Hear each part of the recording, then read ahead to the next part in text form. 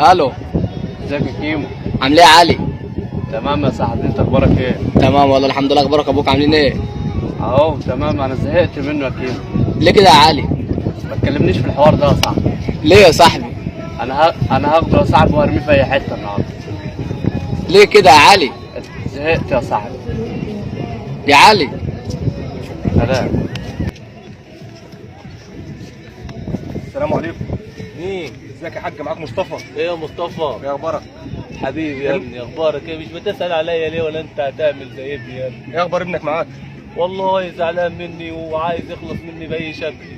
ان شاء الله هتستاهل وهتبقى 100 100 والله. ان شاء الله يا ابني، إن شاء الله. ان شاء الله. إن شاء الله. اسأل عليا يا ابو. لا يا ابو ان شاء الله مصطفى، ان شاء الله تمام. ربنا يكرمك يا رب.